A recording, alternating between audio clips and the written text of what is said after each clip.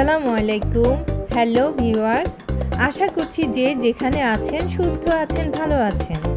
আর মহান আল্লাহ পাকের সীমাহীন কৃপা আমরাও ভালো আছি, সুস্থ আছি, যার কারণে আরও একটি নতুন ভিডিও নিয়ে আপনাদের মাঝে হাজির হতে পেরেছি। ডিয়ার ভিউয়ার্স, এর আগের ভিডিওতে আমরা বোট ক্লাব দেখিয়েছি। বোট ক্লাবের চারিপাশের প্রাকৃতিক সৌন্দর্য এবং বোট ক্লাব সম্পর্কে কিছু তথ্য আপনাদেরকে দিয়েছি। বোট ক্লাবের যে পার্কিংয়ের ব্যবস্থা আছে এবং সেখানে গাড়ি রাখতে টাকা দিতে হয়, এছাড়া প্রতিটি মানুষের এন্ট্রির জন্য টিকিট কিনতে হয়, এ সম্পর্কিত তথ্য আপনারা আমাদের এর আগের ভিডিওতে পেয়েছেন। এছাড়া চিটং মেরিন ড্রাইভের চারপাশের প্রাকৃতিক সৌন্দর্যগুলি নিয়েও আমরা ভিডিও করেছি। আশা করছি আপনারা এসব প্রাকৃতিক সৌন্দর্য উপভোগ করেছেন আর আমাদের ভিডিওটিও পছন্দ করেছেন।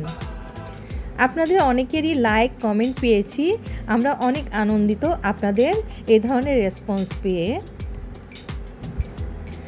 আসলে যে কোনো রিসর্ট বা অ্যামিউজমেন্ট পার্ক বলেন, যে কোনো প্রাকৃতিক সৌন্দর্য সম্পর্কিত একটি সুন্দর পরিবেশে গেলে মন ভালো হয়ে যায়। হাজারো চিন্তা, টেনশন, অ্যাংজাইটি থেকে কিছুকালের জন্য রিলিফ পাওয়া যায়। তাই আমরা চাই এই ধরনের সুন্দর সুন্দর জায়গাগুলোতে গিয়ে সুন্দর কিছু ভিডিও উপস্থাপন করে আপনাদের মনকে ভালো রাখা এবং আপনাদের দৈনন্দিন বিভিন্ন টেনশন বা অ্যাংজাইটি থেকে আপনারা যেন কিছুটা সময়ের জন্য রিলিফ পান, সেজন্যই আমাদের এই ভিডিওগুলো প্রস্তুত করা এবং এটাই আমাদের লক্ষ্য। ডিয়ার ভিউয়ার্স, আমরা এবার মেরিন ড্রাইভ রোড দিয়ে নেভালে গিয়েছি এবং নেভালে গিয়ে আপনাদের জন্য একটি চমৎকার ভিডিও তৈরি করেছি। আশা করছি আপনারা পছন্দ করবেন। নেভালে অনেক দিক দিয়ে যাওয়া যায়, যেমন কেউ চাইলে কাঠগড় দিয়ে সিএনজিতে আসতে পারে, অথবা কেউ চাইলে বাদারহাট বা 2 নম্বর গেট এবং অন্যান্য জায়গা থেকেও হালিশহর সিপিজেড দিয়ে চট্টগ্রাম পতেঙ্গা সমুদ্র সৈকত তো হয়ে নেভালে আসতে পারেন। যেহেতু আমরা বোট ক্লাবে এসেছিলাম, তাই আমরা বোট ক্লাব দিয়ে নেভালে গেলাম এবং আনুমানিক 10 থেকে 15 সেকেন্ড আনুমানিক এরকম সময় লেগেছিল বোট ক্লাব থেকে প্রাইভেট কারে করে নেভালে আসতে। এবং অবশেষে আমরা পৌঁছে গেলাম নেভালে। চট্টগ্রামের প্রাণকেন্দ্র কর্ণফুলী নদীর একটা অপূর্ব সৌন্দর্য উপভোগ করা যায় এবং তার পাশেই হয়েছে বে অফ বেঙ্গল, বঙ্গোপসাগর।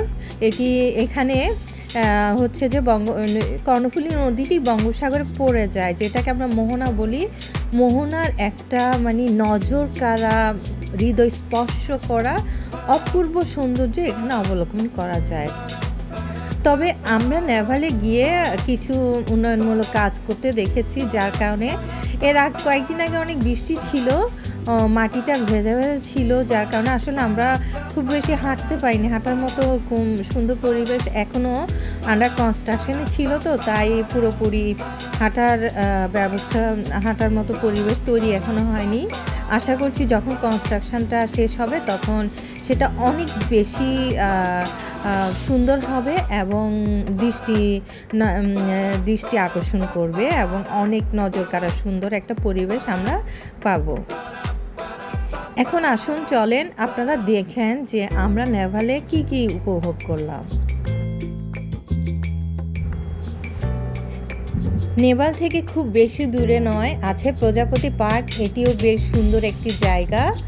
আর চট্টগ্রাম বিমানবন্দর দিয়েই আমরা নেভালে গেলাম এবং চট্টগ্রাম বিমানবন্দরের চারপাশে প্রাকৃতিক পরিবেশ খুবই সুন্দর, অনেক সুন্দর একটি প্রাকৃতিক পরিবেশে নির্মিত হয়েছিল এই চট্টগ্রাম শাহ আমানত বিমানবন্দর। নেভালে অনেক কিছুই দেখার আছে, তবে এখানে কর্ণফুলী নদীর বিপরীত পাশে হচ্ছে কি ছোট ছোট খাবারের দোকান, আমরা খুপড়ি বলি, এই টাইপের বেশ কিছু খাবারের দোকান বেশ জনপ্রিয় হয়েছিল। খাবারগুলোর মধ্যে সবচেয়ে বেশি জনপ্রিয় হচ্ছে এখানে যে ফ্রাই করা কাঁকড়া বিক্রি হয় সেগুলা। এছাড়াও পেঁয়াজও বিক্রি হয়, সেটাও অনেক দোকানে খুব ভালোই পেঁয়াজও বানায়, চা পাওয়া যায়, কফিও পাওয়া যায়। তাছাড়া আরও আছে ভেলপুরি, চটপটি, এগুলো পাওয়া যায় এবং এগুলা যারা দেখতে আসে দর্শনার্থীরা খুব পছন্দ করে, সবাই খায়। তবে সব খাবারের মধ্যে আমার মনে হয়েছে যে কাঁকড়াটা অনেক বেশি এক্সপেন্সিভ ছিল আর কি।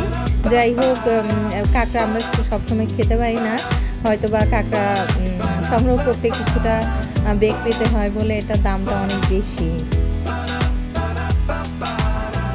আমরা যখন নেভাল বিচে পৌঁছালাম তখন বেলা বেশ গড়িয়ে গেল, সূর্যাস্ত হতে চলেছে এবং দিনের আলো শেষ হয়েছে, একটু অন্ধকার নেমে আসছিল, যার কারণে এখানে নেভালে যে শিপটি আছে তার সবগুলা বাতি জ্বালিয়ে দেওয়া হয়েছে। এটা কিন্তু দিনের বেলা নেভালের একরকম সৌন্দর্য, আবার রাতের বেলায় যে এই শিপের লাইটিং সেটা সৌন্দর্য অন্যরকম। আসলে কোনো সৌন্দর্যের সাথে এই একটি সৌন্দর্যের সাথে অন্য সৌন্দর্যের তুলনা করা যাবে না। দুটোই খুবই মনে রাখার মতো অনেক আকর্ষণীয় সুন্দর দৃশ্য ছিল। এখানে একটি শিপ রাখা হয়েছে, শিপটি হচ্ছে দর্শনার্থীদের বসার ব্যবস্থা আছে এবং এখানে কিছু কোল্ড ড্রিঙ্কস এবং আইসক্রিম দেখা গেল, কফিও পাওয়া যাচ্ছিল, ঠান্ডা পানি পাওয়া যাচ্ছিল। আমরা যখন গিয়েছিলাম প্রচণ্ড গরম ছিল এবং তখন যে ঠান্ডা পানিটা মানে কি বলবো, প্রচণ্ড গরমে সবাই শুধু ঘামাচ্ছিলাম। এই সময় ঠান্ডা পানিটা একেবারেই মানে গলাটাকে একেবারে ভিজিয়ে ঠান্ডা করে দিল। আর হচ্ছে শিপে উঠতে জনপ্রতি 200 টাকা করে দিতে হয়েছিল, তবে শিপটা অনেক বিশাল এবং অনেক সুন্দর। শিপে নিচে বসার ব্যবস্থা আছে, উপরে ছাদেও বসার ব্যবস্থা আছে। ছাদে গেলে হয় কি, সমুদ্র থেকে বাতাস আসে এবং বেশ ঠান্ডা একটা, গরমকালে খুব ঠান্ডা একটা অনুভূতি হয় এবং বেশ দূর সীমানা পর্যন্ত দৃষ্টি যায়, অনেক সুন্দর একটা। যেহেতু অন্ধকার ছিল, অন্ধকারের মধ্যে সাগরের পানি, নদীর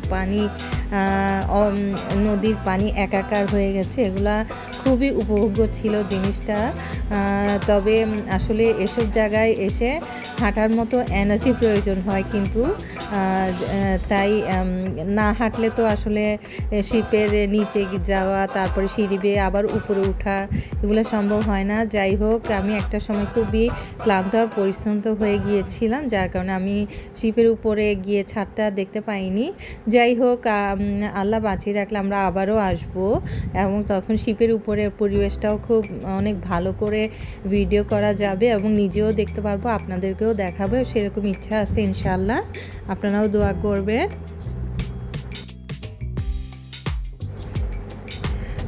ভিউয়ার্স, আমরা এই শিপটিতে আনুমানিক প্রায় 2 ঘন্টা অবস্থান করেছিলাম এবং আপনাদেরকে বর্ণনা কিভাবে করব, it was just amazing natural beauty এবং চারিদিকে শিপের লাইটিংগুলো অসাধারণ একটি সুন্দর পরিবেশ সৃষ্টি করেছিল।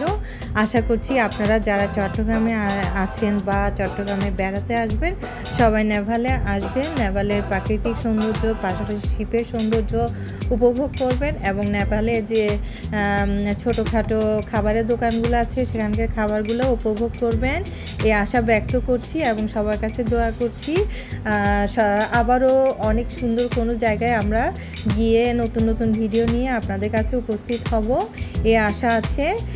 আপনারা দোয়া করবেন এবং আমাদেরকে কমেন্টে আমাদের জন্য ভালো অনেক সাজেশান দিবেন। আপনাদের কমেন্ট পেলে ভালো লাগে এবং আমরা অনেক ইন্সপায়ার্ড হই। হ্যাঁ, সবাইকে অনেক ধন্যবাদ। যারা এখনও আমাদের চ্যানেলটি সাবস্ক্রাইব করেননি, আপনারা সাবস্ক্রাইব করে ফেলবেন আর ভালো থাকবেন, সুস্থ থাকবেন। Good bye.